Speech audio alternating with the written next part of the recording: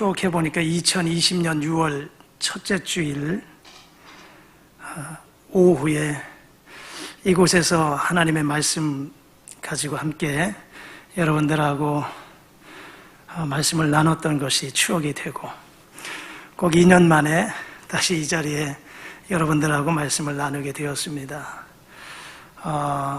귀한 성회에 부족한 사람을 불러주셔서 함께 말씀을 나눌 수 있게 인도하신 하나님 앞에 감사드리고, 이 시간도 주님께서 주시는 은혜가 우리 모두에게 충만하기를 주님의 이름으로 축복합니다. 제가 마스크를 좀 안 벗으려고 합니다. 여러분들도 마스크를 쓰고 있는데 제가 충격요법을 좀 줄이려고.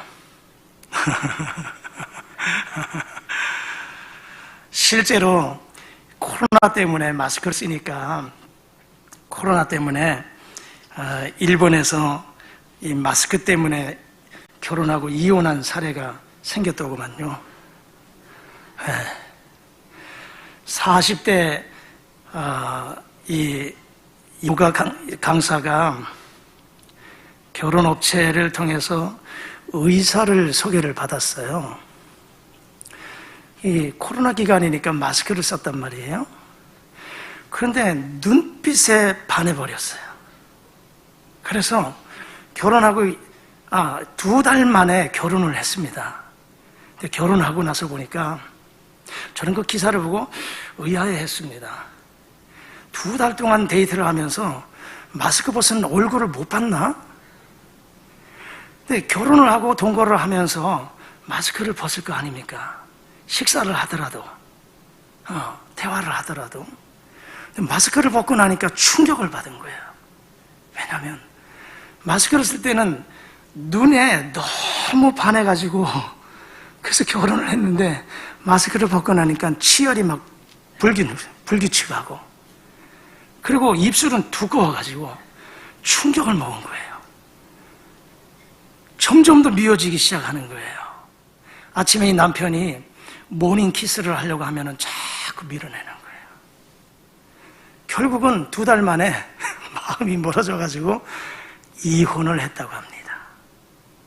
근데 실제로 이 마스크로 얼굴 일부를 가리면 이성에게 호감도가 높아진다는 그 연구 사례가 있더라고요. 그 영국의 가디프 대학교 연구진이 작년 2월 달에 남녀를 대상으로 해서 임상을 했어요. 그랬더니만 마스크를 쓰면 결국은 그 마스크를 쓴 상태에서 상대를 보게 되면 호감도가 더 느껴진다는 거예요. 호감도가 더 올라간다. 왜냐하면 마스크를 쓰게 되면 뇌의 작동이 과장되는 그런 원인 때문에 마스크를 쓰게 되면 모든 시선이 눈으로 간다는 거예요. 눈으로 가서 뇌가 막 이상하게 작동되는 거예요. 자기가 상상의 그림을 그리는 거예요. 그래서 이 눈을 보면서 자신이 저 사람의 얼굴이 어떻게 생겼을까 이렇게 그려가는 거예요. 실제로 저희는 그런 사례가 있어요. 제가 이제 2년이 다 돼가는데 지난 1년이 넘도록 아직도 한 번도 마스크 벗은 얼굴을 못 본 사람들이 2사람이 있거든요. 왜냐하면 그분은 저희 교회 등록하지 않고 예배 드리지 않는데 새벽 예배만 나오시는 분이에요. 새벽 예배만 나오니까 새벽에만 왔다가 마스크 쓰고, 오늘 새벽에도 왔다가 마스크 쓰고 갔는데 마스크 벗은 모습을 한 번도 제가 못 봤습니다. 그래서 제가 그분의 얼굴을 상상으로 그려가는 거예요. 이렇게 생겼겠지. 그런데 뭐 여기야 여러분들은 코로나 이전에도 서로 얼굴을 대면했으니까 저 집사님의 얼굴이, 저 권사님의 얼굴이, 장로님의 얼굴이 다 그려지지만, 그런데 저희 같은 경우는 새로운 가족들이잖아요.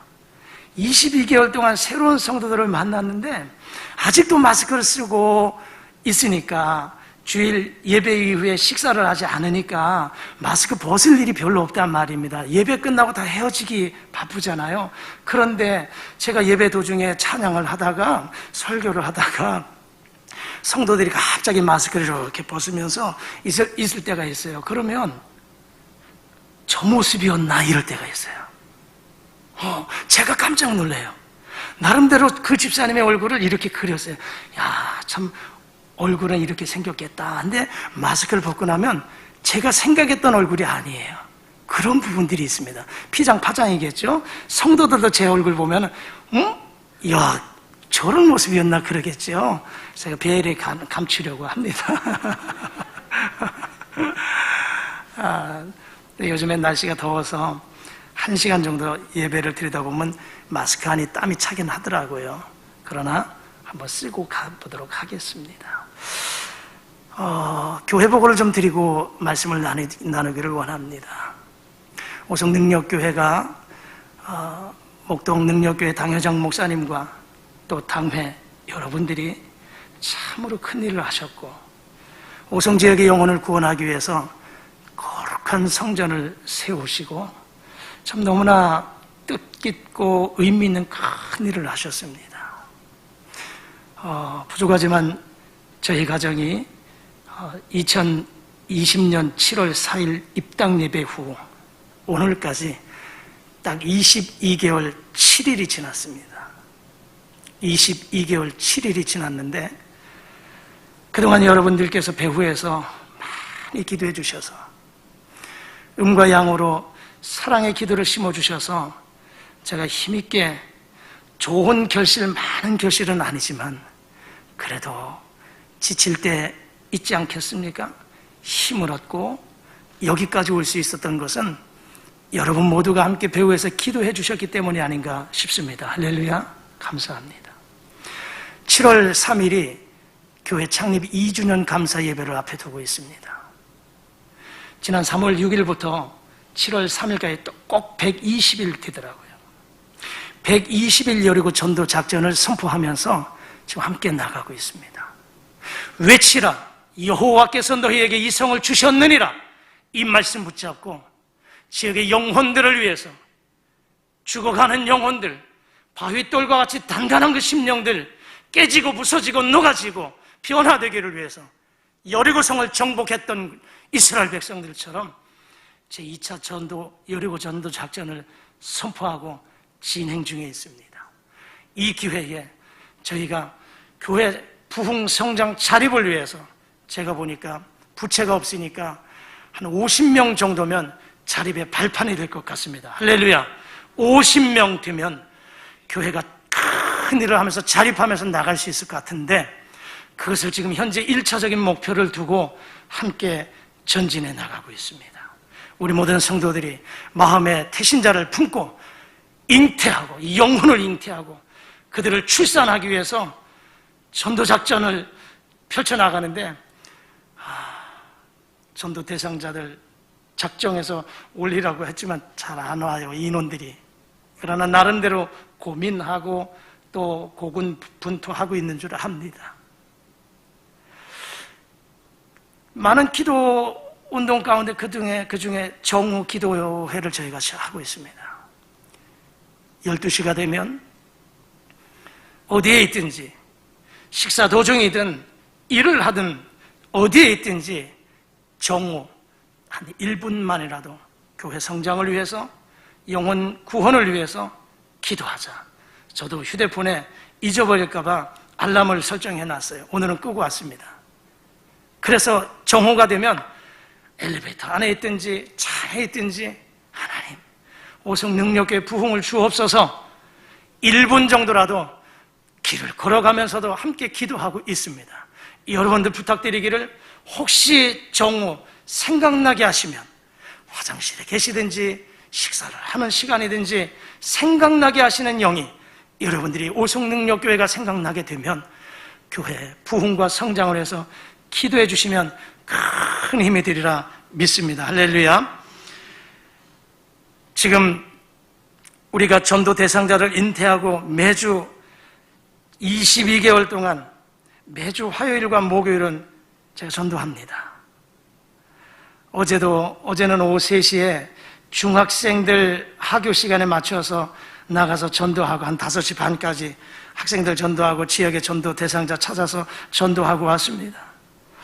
그 중학생들한테 물티슈를 주면서 전도를 하는데 두 아이가 이렇게 오면서 교회 나가냐, 예수 믿냐 했더니 한 아이가 예, 저 교회 나가요. 하나는 안 나간대요.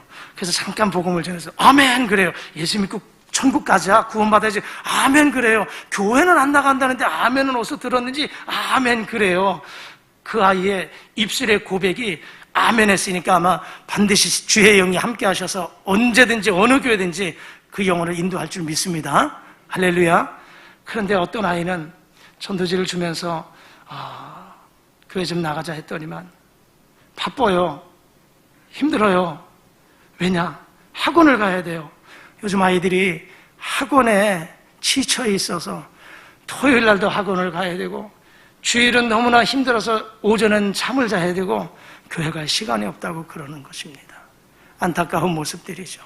코로나 2년 반 동안 교회 학교가 중단되고 저희는 아직 조직이 되지 못했지만 예수 믿지 않는 그 가정에서 교회 나왔던 아이들이 2년 동안 교회를 취루를 하지 못하니까 이제는 그들의 말대로 방학이 아닌 졸업이 되지 않았나 그런 모습을 보면서 안타깝게 여길 그런 마음을 가지고 있습니다.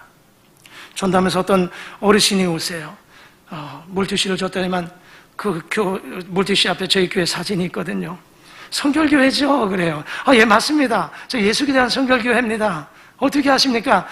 제가 목동에서 살다가 여기 왔는데 능력교회 제가 오가면서 봤어요. 그 능력교회에서 목동 능력교회인 줄 알아요. 여기서 세운 줄 압니다. 이런 얘기를 해요. 교회 나가시냐 했더니 예수 믿으시냐 했더니 청주 순복음교회 권사래요. 여기 목동에서도 순복음교회를 다니다가 이사를 와서 그리고 거기에서 청주 순복음교회에 나간다는 거예요. 근데 거리가 멀어가지고 투달투달하는 사람들도 있다는 거, 그 지역에 있는 구역 식구들 중에. 그러면서 하는 소리가 아이고 내가 아직 교회를 정하지 않았으면 능력교회 갈 텐데 웃으면서라도 얘기는 했지만 비전을 가지고 소망을 가지고 그렇게 나아갑니다. 저희가 지금 한 번도 식사를 하지 못했습니다. 그러나 코로나가 좀 진정되어 가면서 5월 22일부터 예배 후에 그 아름다운 성전 5층에서 식사를 하기로 시작을 했습니다. 식사를 하기로 했습니다. 그래서 지금 준비하고 있고 식사를 하면서 성도의 아름다운 교제도 나누고 또 이제 여전도회가 조직을 하려고 합니다. 여전도회도 조직을 하려고 하고 주일학교 학생들 교사도 모집을 해서 좀 준비해서 우리가 하나하나 준비해 가려고 하고 있습니다. 제가 짧은 기간 오송에서 목회했지만 예수에 대한 성결교회 목사라고 하는 것을 참 감사하게 여겼습니다. 왜냐하면 저희 교회 많지는 않지만 등록한 성도들 중에 WCC에 가입이 되지 않았기에 우리 오송 성전을 찾아온 성도들이 있습니다. 요즘은 성도님들이 인터넷을 검색해서 저희 교회 오기도 전에 목동 능력교회 인터넷에 들어와서 당회장 목사님의 설교를 듣고 오송 성전에 오는 사람이 있어요. 그리고 목동 능력교회가 어떠한 교회인가, 교단이 어떠한 교단인가, 이것을 다 검색해보고 건강한 교단이기에 그래서 찾아오는 사람이 있습니다. 할렐루야. 얼마나 감사한지요. 이 예수에 대한 성결교회, 제가 그래서 성도들한테 간혹 얘기합니다. 우리 교회는 중생 성결 신유 재림 사중 복음의 기틀에 세워진 자생 교단이고 신사 참배 때문에 폐단당했던 교단이지만 그러나 자랑스러운 교단이다. 자랑스러운 교회다. 자부심을 가지고 목회하며 자부심을 가지고 함께 교회 섬기자고 성도들한테 얘기할 때가 있습니다. 여러분도 그런 자부심을 가지고 긍지를 가지고 교회를 섬기시는 여러분 모두가 되시기를 주의 이름으로 부탁을 드립니다. 2020년 7월 4일 입당 예배 드리고 모든 분들 다 가신 다음에 제가 교회에 들어갔더니만 어떤 여자분이 차를 타고 찾아왔어요. 예배 드리십니까? 내일 예배 드리십니까? 예, 내일 예배 드립니다. 목사님이십니까? 예, 제가 목사입니다. 이 교회 담임 목사입니다. 이 교회는 WCC에 가입이 되어 있나요? 안 되어? 이걸 물어보더라고요. 첫 만남인데 저희 교단은 보수적인 교단이고 WCC에 가입되지 않은 교단입니다. 그러면 제가 내일 오겠습니다. 그리고 첫 예배에 그 여자 집사가 와서 몇 주 예배 드리고 등록 카드를 내고 지금까지도 교회를 잘 섬겨주고 있습니다. 때로는 목사 가정 제 아내와 둘이 예배를 드릴 때 새벽 예배, 금요 기도회, 그리고 모든 예배, 주일날 식사를 못하니까 집에 가서 밥을 먹고 1시 반 예배를 드리는데도 성도들이 없잖아요. 그런데 이 집사님은 주일 오후 예배, 금요 기도회, 새벽은 잘 못 나와요. 금요 기도회, 모든 공적 예배에 열심히 예배의 동력자가 되어주시니 얼마나 감사한지요. 얼마나 감사한지요. 감사하게도 코로나 기간임에도 불구하고 예배를 한 번도 중단해 본 적이 없습니다. 제가 코로나 확진이 뜻하지 않게 확진 때문에 일주일 동안 제가 집에서 잠을 잤지만 이제까지 당회장 목사님과 저와 하나님 앞에 약속한 것이 있어서 제가 3년 동안 교회에서 자겠습니다. 오늘까지도 제가 교회에서 잠을 청하곤 오늘까지도 코로나 기간 동안에 어떠한 교회는 주일 오후 예배를 안 드리고 수요 예배를 안 드린다고 하지만 저도 그러고 싶은 마음이 왜 없겠습니까마는 성도들이 예배 인원이 없으니 그럼에도 불구하고 새벽에 제 아내와 둘이서 예배를 드려도 금요 기도에 둘이서 예배를 드려도 수요일날 보면 둘밖에 없어도 그러나 이 예배를 이제까지 하나님 앞에 드릴 수 있었던 것이 얼마나 감사했던지요. 얼마나 감사했던지요. 하나님이 그 마음을 보셔서 4월 17일 날 등록한 여집사는 인터넷을 검색해서 오송교회를 찾아서 능력교회를 찾은 거예요. 오송이 한 10여 년 됐는데 그동안 오송 지역에 몇몇 교회를 다니다가 코로나가 되니까 예배를 안 드리는 교회가 많았어요. 그래서 이분들이 안산에서 왔는데 안산까지 2년 동안 남편과 함께 주일 예배를 드리고 왔던 사람이에요. 근데 너무 피곤하고 힘드니까 지금도 남편은 안산까지 와서 예배를 드리고 간대요. 이 여자 집사가 너무 건강이 약하고 힘드니까 여보 나는 이 지역에서 교회를 다닐게. 그러면서 오송 지역의 교회를 검색하던 능력교회를 보고 전화를 해서 저하고 통화가 된 거예요. 그래서 예배를 참석했는데 이야기를 들어보니 이제는 코로나가 어느 정도 진정이 됐는데 예배를 드리지 않는 그런 교회가 있어서 교회를 찾다가 제가 전화해서 목사님하고 연결이 됐습니다. 그래서 예배를 참석해서 4월 17일 날 등록하고 이 집사가 또 다른 구원사를 한 명 전도해서 그 사람도 같이 등록하는 이런 일들이 일어나더라고요.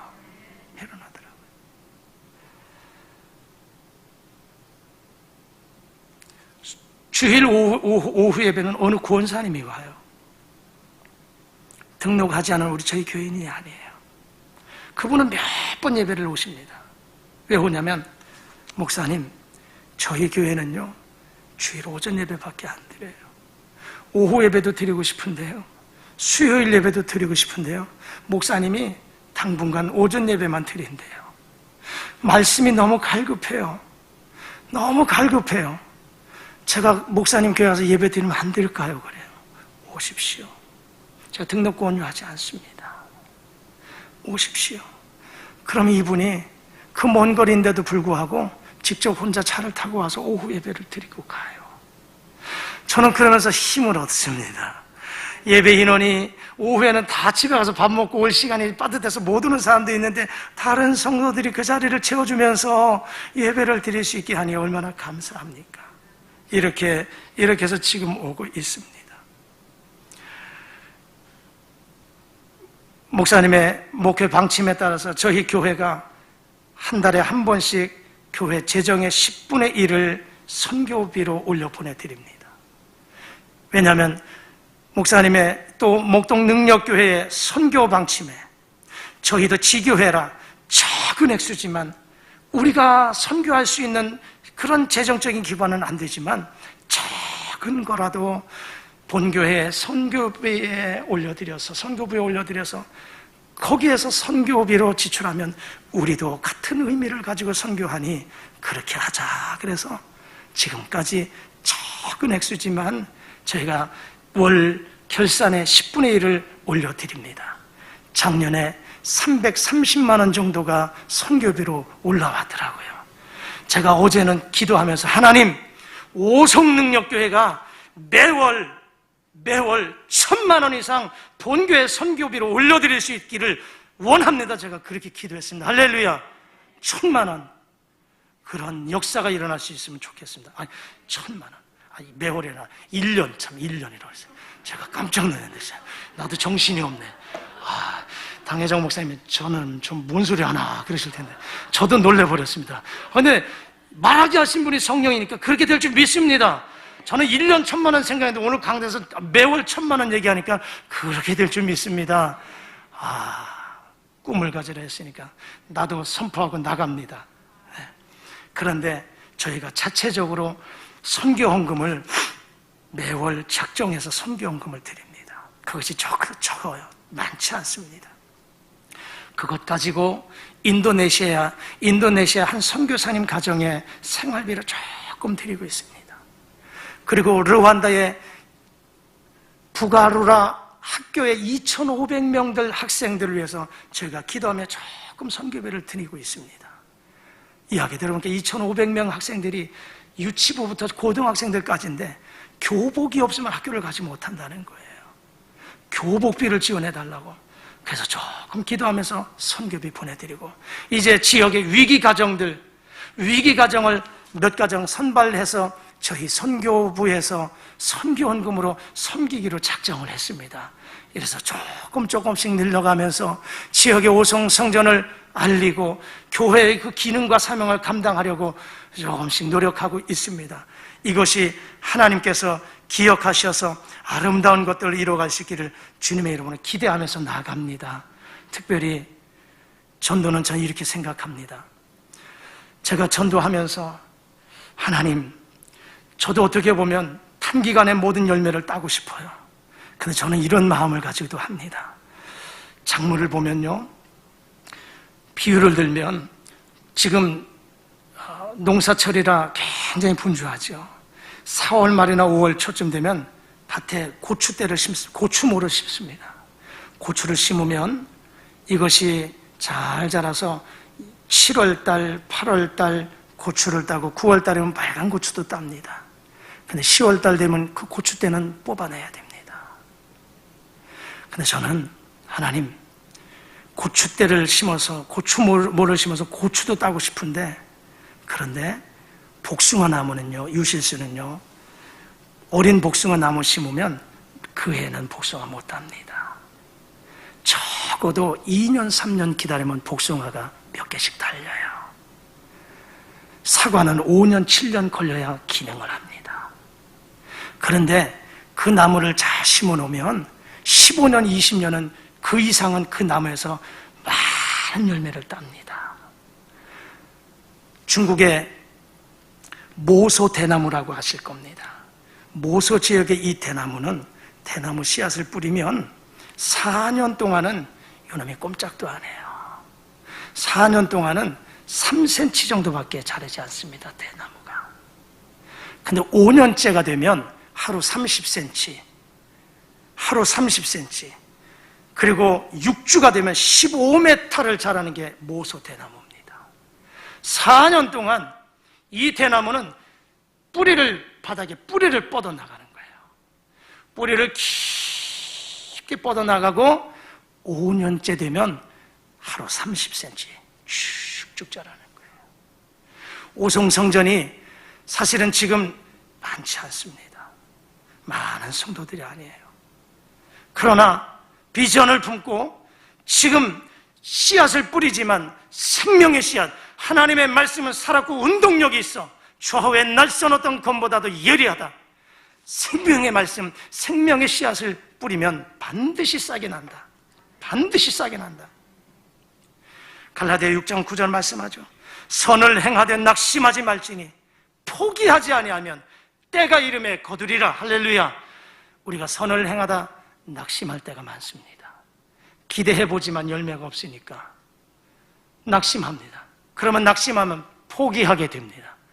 그러나 선을 행하되 낙심하지 말지니 포기하지 아니하면 때가 되면 때가 이름에 거두리라 말씀하십니다.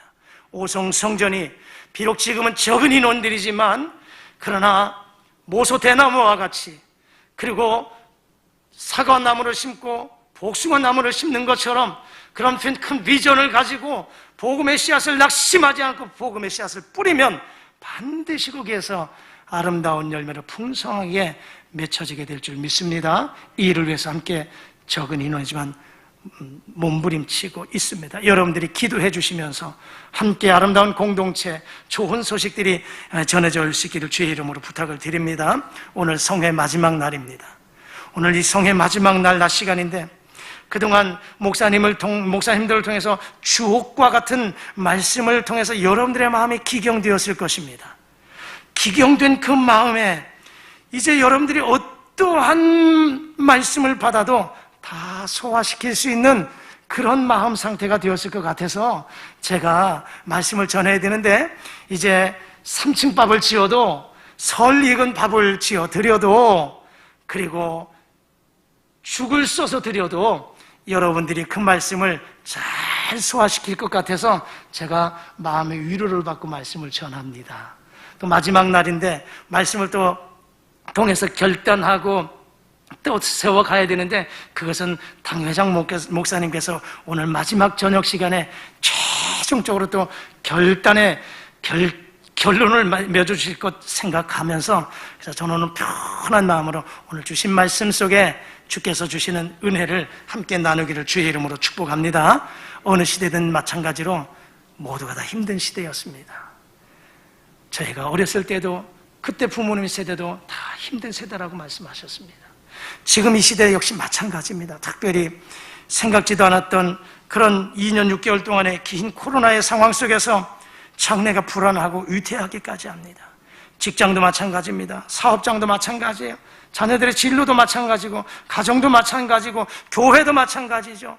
위태하고 참 힘들다고 합니다. 그렇기 때문에 어느 때보다도 지금 이 상황 속에 하나님의 은혜로 말미암아 열리고 풀려지는 은혜가 있어야 될 줄 믿습니다. 할렐루야. 하나님의 은혜로 열려지고 풀려지는 은혜가 있어야 된다는 사실입니다. 세상에 우리의 모든 것을 막고 힘들게 할지라도 하나님께서 열어주시면 모든 것이 해결되고 회복되는 줄 믿습니다. 할렐루야. 하나님이 열어주시면 회복되는 줄 믿습니다. 여러분의 인생이 닫힌 인생에서 열린 인생이 되기를 축복합니다. 막힌 인생에서 뚫린 인생이 되기를 축복합니다. 묶인 인생에서 풀린 인생으로 되어지고 쓴물이 단물로 되어지기를 주의 이름으로 축복합니다. 불황이 호황되기를 주의 이름으로 축복합니다. 실패가 성공으로, 절망이 희망으로 나아갈 수 있기를 주의 이름으로 축복합니다. 하나님이 활짝 열어주시는 여러분의 인생과 가정, 사업장, 범사가 되어질 수 있기를 우리 주님의 이름으로 축복합니다. 오늘 본문의 말씀은 많이 들어서 아시겠죠. 본문의 말씀은 우리 예수님께서 수르보니게 여인, 그 이방 여인, 그 여인의 흉악히 귀신 들린 딸아이를 고쳐주셨습니다. 그리고는 갈릴리로 들어오시는데 사람들이 귀먹고 어눌한 사람을 예수님께로 데리고 왔습니다. 이 사람은 귀가 들리지 않아요. 말을 하지 못하는 어눌한 사람입니다. 많은 경우 이런 장애를 가진 사람들이 닫힌 공간에서 살아갑니다. 그들 나름대로 불행의 울타리를 만들고 그 안에서 살아가는 사람들입니다.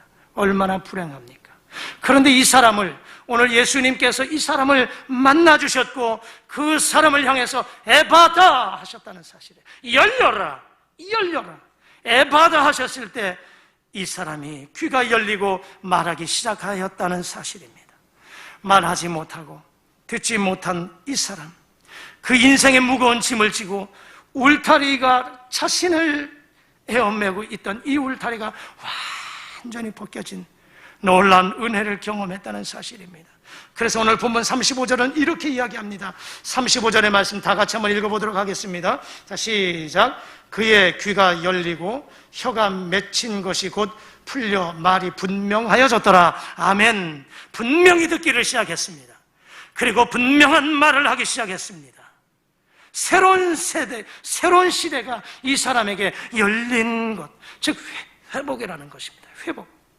이번 부흥성회의 주제가 회복을 넘어 부흥의 길로지 않습니까? 오늘 이 말 못하는 사람, 듣지 못하는 사람, 우리 주님께서 에바다 하셨을 때 막힌 것이 뚫어지고 말하는 역사가 일어나는 회복의 은혜를 받았다는 사실입니다. 사랑하는 여러분, 여러분에게도 에바다의 은혜가 있기를, 열려지고 풀려지는 이런 은혜가 있기를 주의 이름으로 축복합니다. 우리가 사랑하는 사람들, 이 모습 속에서 참 비극을 안고 살아가는 사람들이 많습니다. 비극적인 인생을 살아가는 사람들이 많습니다. 어떤 사람이 비극일까? 오늘 말씀에 보면 듣지 못하는 것이 비극입니다. 듣지 못하는 것이 비극이에요. 사람이 원만한 의사소통을 이루어가려면 상대방 말을 들어야지요. 그리고 들은 것에 대한 나의 의사표현을 해야 되죠. 그래야 소통이 되는 거죠. 그 소통을 통해서 관계를 형성해 가는 것이죠. 말을 하고 싶은데 저 사람이 어떤 말을 나에게 했는지 내가 들을 수가 없으니까 내가 그에게 어떤 반응을 보이지 못하는 겁니다. 의사소통하지 못하는 겁니다. 그러면 관계가 단절되고 마는 것이지요. 듣는 것이 그래서 중요하다라고 하는 것입니다. 근데 이 사람은 들을 수 있는 기능이 상실되었어요. 그러니까 얼마나 비참한 비극적인 인생을 살아갑니까? 오늘 우리가 귀가 열려서 말할 수 있는 것을 들을 수 있다는 것을 감사하기를 주의 이름으로 축복합니다. 기적을 경험하고 살아가시는 거예요. 여러분, 기적이 중환자실에서 산소호흡기를 끼고 있다가 벗고 두 발로 걸어 나오는 것도 기적이지만 지금 내가 산소호흡기 쓰지 아니하는 것도, 오늘 누군가 말하는 걸 듣는 것도, 의사표현할 수 있는 것도 기적을 경험하는 줄 믿습니다. 할렐루야. 여러분, 침 한번 삼켜보십시오. 자, 시작. 넘어가십니까? 감사하십시오. 내 의지대로 내 마음대로 침을 삼킬 수 있다? 절대 아닙니다. 절대 아닙니다. 프랑스 여성 잡지 엘르 거기에 편집장 장 도미니크 보비라고 하는 사람이 뇌졸중으로 쓰러졌습니다. 3주 후에 의식을 회복했지만, 그러나 보비는 전신마비가 된 상태에서 유일하게 신경이 살아있는 건 왼쪽 눈꺼풀 하나였습니다. 왼쪽 눈꺼풀 하나. 이걸 가지고 알파벳을 지정해서 글을 썼어요. 20만 번 이상 눈을 깜빡여서 15개월 만에 잠수복과 나비라고 하는 책을 발간했어요. 잠수복과 나비를 책을 펴내고 8일 만에 진짜 이 사람은 나비가 되어서 날아가 버리고 말았어요. 죽었다는 거예요. 그 책 서문에 이렇게 말하고 있습니다. 보비가 이렇게 고백했어요. 흘러내리는 침을 삼킬 수만 있다면 그는 세상에서 가장 행복한 사람이다. 여러분, 우리는 행복을 경험하고 있습니다. 할렐루야. 흘러내리는 침을 삼킬 수만 있다면 그는 세상에서 가장 행복한 사람이다. 50cm밖에 되지 않는 그 거리에 떨어져 있는 아이를 내가 품어주고 싶은데, 안아주고 싶은데, 마음은 안아주고 싶은데 손이 나가지 않아요. 얼마나 안타까웠겠습니까? 저는 원치 않게 제가 3일을 금식한 적이 있었습니다. 한 15년 이상 된 것 같습니다. 지역의 목사님들과 사모님과 몇 분들이 아침 새벽 기도 마치고 운동을 좀 했어요. 정구를 좀 했습니다. 그래서 정구를 좀 하면서 토요일 날은 1시간 정도 정구하고 그리고 식사를 합니다. 그날 토요일이었습니다. 함께 운동을 하고 식당에 가서 식사를 하는데 제가 순두부찌개를 주문을 했어요. 순두부찌개가 딱 나와서 이제 먹으려고 첫 숟갈을 딱 입에다 넣었습니다. 이것을 씹어서 삼켜야 되는데 안 넘어가는 거예요. 다시 시도해 보았습니다. 오물오물 꿀꺽 안 넘어가는 겁니다. 안 넘어가요. 그래서 밖에 가서 뱉어버리고 다시 한번 시도해도 안 돼요. 그날 아침 식사를 못했습니다. 집에 가서 시리얼, 우유라도 한 잔 마시면 좋겠다. 그런데 이것도 넘어가지 않습니다. 넘어가지 않아요. 이 문제가 생겼구나. 문제가 생겼구나. 저희 아버님이 대장암으로 돌아가셔서 가족력이 있어서 제가 몸에 신호가 조금 이상하면 건강염려증이 이런 게 자꾸 발동돼요. 이거 문제가 생겼구나. 암 아닌가 이렇게 생각됐어요. 그날 꼬박 밥도 못 먹고 침도 안 넘어가요. 침도 안 넘어가요. 다음 날이 주일이잖아요. 예배를 드려야 되잖아요. 그러면 제가 여기서 예배를 인도해야 되는데 침도 안 넘어갑니다.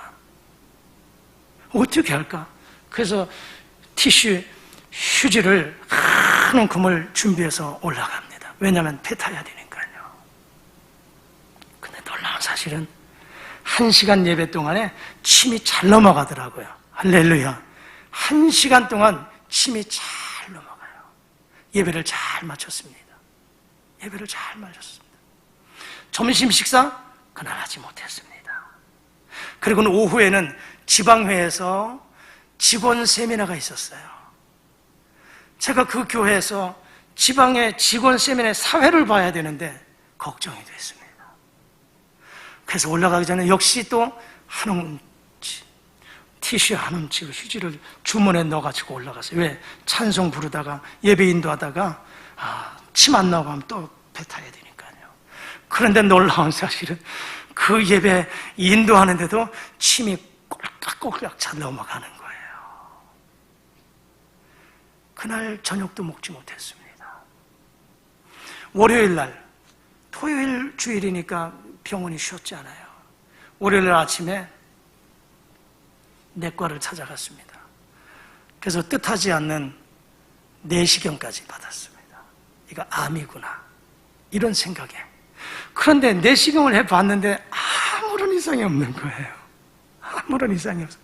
근데 놀라운 사실은 점심 때부터 침이 잘 넘어가는 거예요. 할렐루야. 그날 밥 먹었다니까요. 그래서 제가 원치 않게 3일 동안을 금식해 본 적이 있었습니다. 여러분, 침 삼킬 수 있는 것도 감사하십시오. 누군가 말하는 것을 들을 수 있는 것 자체도 감사히 여기시기를 주의 이름으로 축복합니다.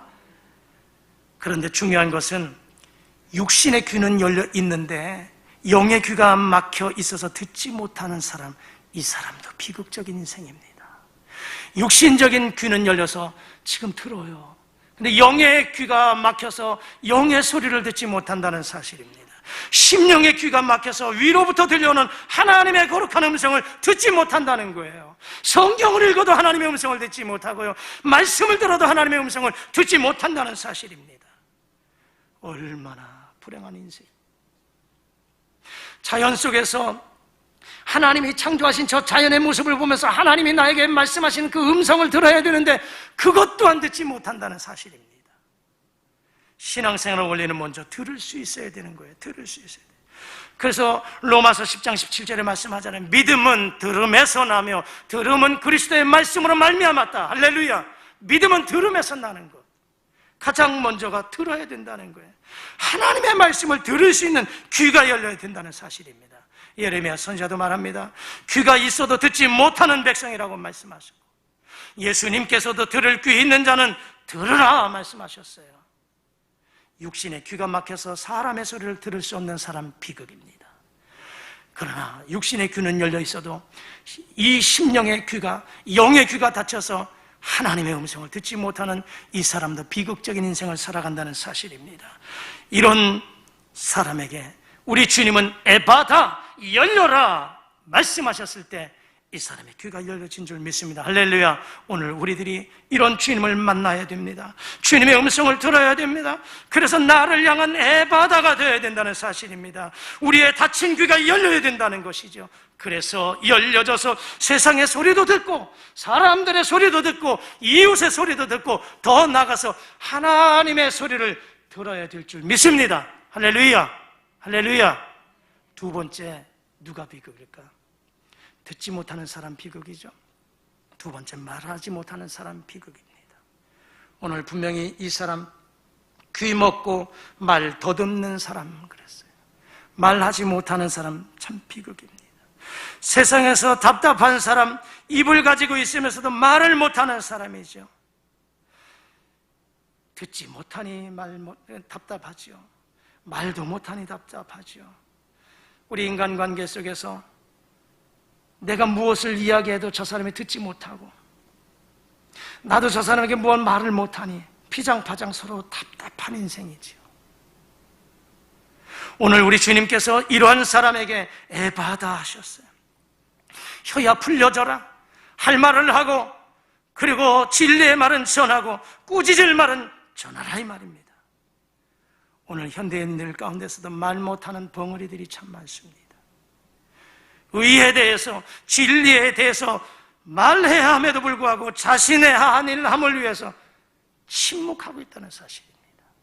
침묵하고 있다는 사실이에요. 벙어리가 되고 말았다는 사실입니다.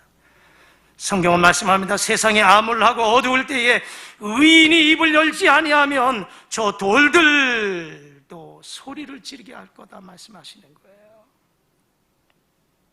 말할 수 있을 때 말해야 됩니다. 오늘 성경은 36절 후반절에 그들이 더욱 널리 전파하니 이렇게 말씀합니다. 이제는 회복이 되어서 널리 전파하니 부흥의 길로 나갔다는 사실입니다. 여러분, 들을 수 있는 귀가 열려지고, 그리고 말할 수 있는 입이 열려져서 듣고 말할 수 있는 은혜가 있기를 주의 이름으로 축복합니다. 할렐루야. 세 번째, 어떤 사람이 비극일까요? 마음이 다친 사람이 비극이에요. 마음이 다친 사람. 귀가 막혀서 듣지 못하는 것도 비극이고, 입을 열지 못해서 말하지 못하는 것도 비극이고, 그런데 마음이 다친 사람, 이 사람도 역시 비극적인 인생을 살아가고 있다는 사실입니다. 여러분, 듣지를 못하고 말을 못하기 때문에 남들이 자기를 흉보는 줄 알고 마음을 닫고 살아가는 사람들이에요. 사람이 마음의 문을 열지 못하면 불행한 인생 살아갑니다. 가정에서 부부관계 속에서도 남편과 아내가 서로 한 지붕에서 한 이불을 덮고 자지만 서로 마음의 문을 꽉 닫고 있으면 얼마나 불행합니까? 교회 안에서도 마찬가지예요. 성도들과의 아름다운 교제가 있어야 되는데 서로 마음의 문을 꽉 닫고 있으면 얼마나 답답합니까? 예배를 드리면서 성도들과의 마음의 문을 닫고 있는 사람들이 있어요. 하나님의 말씀을 들으면서도 마음의 문을 꽉 닫고 있는 사람들이 있어요. 얼마나 불행한 인생입니까? 마음을 닫으면 불행해져요. 이웃과의 교류가 끊어지고 맙니다. 사람을 사랑할 수가 없습니다. 하나님과의 교통도 단절되고 만다는 사실입니다. 이것은 큰 비극이에요. 큰 비극입니다. 내가 지금 육신의 귀는 열려서 들을 수 있지만, 입은 열어서 말은 할 수 있지만, 그러나 내가 마음의 문을 스스로 꽉 닫고 있다면 이것 더 큰 비극입니다. 이런 막힌 것들이 활짝 열어지기를 주의 이름으로 축복합니다. 오늘 이런 은혜가 우리 모두에게 있어야 될 줄 믿습니다. 그래서 귀도 열리고 입도 열리고 마음도 생각도 활짝 열려지는 은혜가 있기를 주의 이름으로 축복합니다. 할렐루야. 그렇다면 은혜는 받아야 되잖아요. 열려져야 되잖아요. 제목이 열려지고 풀려지는 은혜를 받고 회복을 넘어서 부흥의 길로 나가야 되는데, 귀가 열리고 마음이 열리고 입이 열려야 되는데 어떻게 해야 이런 은혜를 받을 수 있을까라고 하는 것입니다. 저 목사 끝난 줄 알았는데 또 시작이네. 원인을 찾았으면 방법도 가야 되잖아요. 어떠한 은혜를, 어떠한 상황 속에서 이런 은혜를 받을 수 있을까? 첫 번째는 사모하는 마음이 있어야 되는 줄 믿습니다. 할렐루야. 사모하는 마음과 간절한 마음이 열려지고 풀려지는 은혜를 입을 수 있다는 사실입니다. 오늘 본문의 말씀 32절을 보니까 이렇게 말씀합니다. 사람들이 귀먹고 말 더듬는 자를 데리고 예수께 나와 안수하여 주시기를 간구하거늘 예수님께 나왔습니다. 예수님께 나왔어요. 이 사람들, 본인은 물론이거나 가족들, 주변의 사람들이 예수님에 대한 소문을 들었어요. 그리고 고침받고자 하는 그 소망을 가지고, 사모하는 마음을 가지고 주님께로 나왔다는 것입니다. 여기에 열려지는 첫 단추가 있는 줄 믿습니다. 할렐루야. 사모해야 돼요. 간절함이 있어야 됩니다. 그래서 시편 107편 9절에 그가 사모하는 영혼에게 만족을 주시며 줄인 영혼에게 좋은 것으로 채워주시미로다. 할렐루야.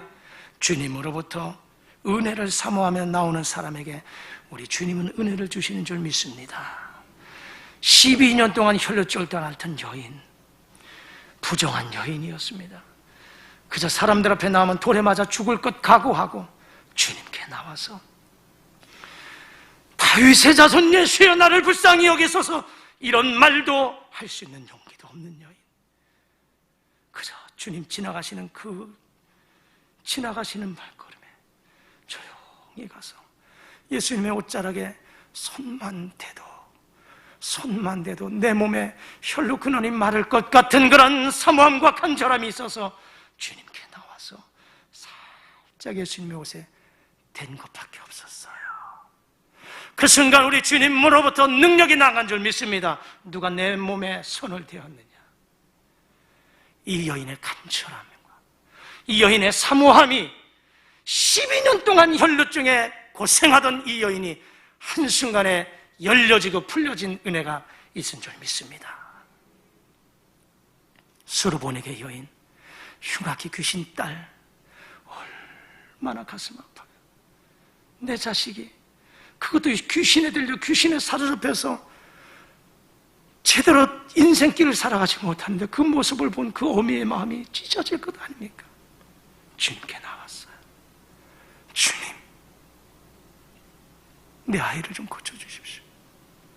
나는 이스라엘의 잃어버린 양들 외에는 보내심을 받지 않았다. 우리 주님도 외면하셨어요. 우리 주님도 외면하셨어요. 그러나 이 여인, 주님, 개들도 주인의 상에서 떨어지는 부스러기를 먹지 않습니까? 부스러기에 은혜라도 좀 주십시오.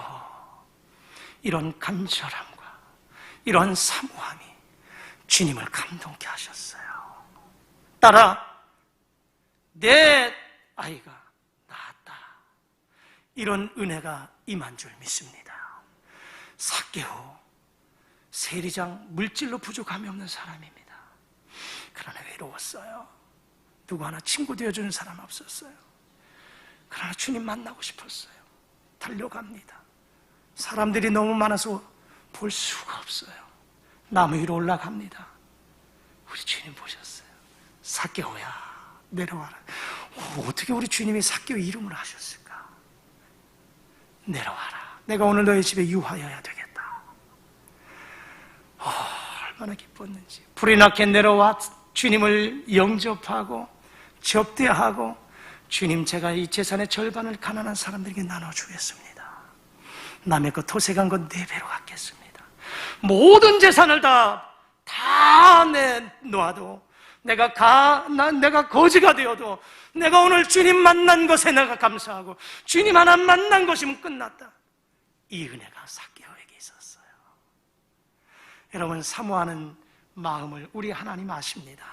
사모하는 자에게, 간절한 마음을 가지고 있는 그에게 하나님은 열려지고 풀려지는 은혜가 있는 줄 믿습니다. 할렐루야. 나를 사랑하는 자들이 나를 사랑하는 자들이 나의 사랑을 입으며 나를 간절히 찾는 자가 나를 만날 것이다. 잠언 8장에서 말씀하잖아요. 주님을 간절하게 찾으십시오. 사모하는 마음으로 주님께 부르짖으십시오. 이 시간에 주님과의 만남을 사모합니다. 주님의 복을 사모합니다. 우리 가정의 회복을 사모합니다. 기도하며 나가십시오. 사업장과 직장과 일터, 우리 자녀들의 앞길, 이것 열려지기를 내가 사모합니다. 사모하며 간절함으로 나갈 때 열려지는 은혜가 있고 풀려지는 은혜가 있을 줄 믿습니다. 할렐루야. 두 번째, 어떠한 자에게 열려지고 풀려질까요? 두 번째는 기도하는 자에게 열려집니다. 오늘 이 32절 후반절에 안수하여 주시기를 간구하거늘 말씀합니다. 주님은 그들의 간구를, 그들의 기도를 들으시고 고쳐주셨습니다.